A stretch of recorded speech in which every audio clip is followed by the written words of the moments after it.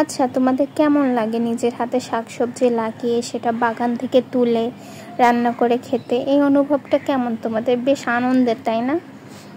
Hello everyone, আসসালামু আলাইকুম। চলো আজ তোমাদের নিয়ে যাই আমার শান্তির ছোট্ট একটা কোণায়, যেখানে গন্ধ থাকে মাটির আর প্রতিটা পাতায় লুকিয়ে থাকে ভালোবাসা।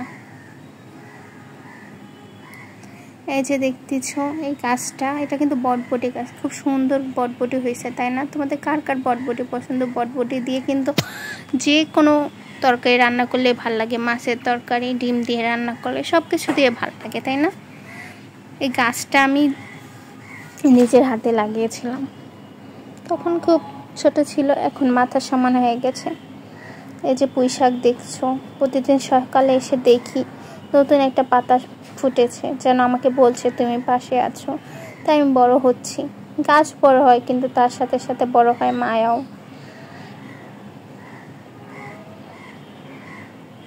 নিজের হাতে লাগানো সবজিগুলো দেখতে কিন্তু ভালোই লাগে, অনেক আনন্দ লাগে যখন দেখি এগুলো বড় হয়েছে। এই যে দেখছো কুমড়া শাক, কুমড়া শাকগুলো কিন্তু খুব তাজা লাগতেছে, দেখতে খুব ভালো লাগতেছে, তাই না?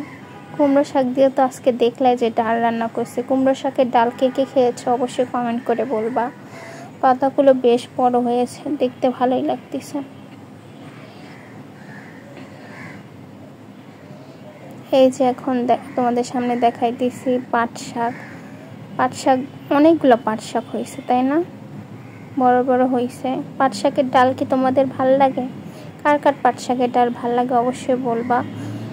বাতাসে আরও গাছগুলো প্রাণ ফিরে পেয়েছে, অনেক ভাল লাগতেছে দেখতে। এই যে আরও কয়েকটা কুমড়া শাক। কখনো কখনো চুপচাপ বসে থাকে এই পাতার নিচে মানুষের কোলাহলের ভিড়ে। এই গাছগুলো নিঃশব্দে উপস্থিতি আমার মনটাকে জড়িয়ে রাখে। মাঝে মাঝে পানি দেই, মাঝে মাঝে শুধু ছুঁয়ে দেখি ওরা কেমন আছে, বুঝি না, কিন্তু অনুভব করি। এই অনুভবটাই হয়তো প্রকৃতির সঙ্গে সম্পর্ক।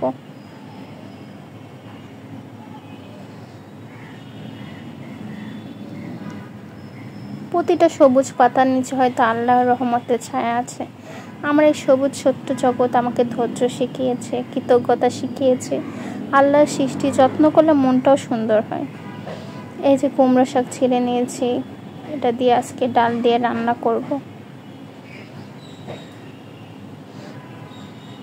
তারপরে এই যে ঢেঁড়স গাছ, ঢেঁড়স এখন পর্যন্ত হয়নি, ছোট ছোট হবে আস্তে আস্তে।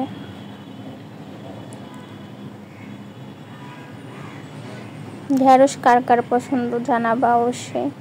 আজকের ওয়েদারটা খুব সুন্দর, তাই না? বাতাস অনেক। এটা কি গাছ বলো তো? কে কে জানো এই গাছটাকে চেনো অবশ্যই বলবা। অনেক বড় হয়েছে এই গাছটা।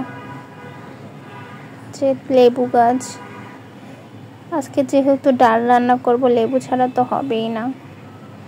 এই ছিল আজকের গল্প, আমার বাগান আমার শান্তি।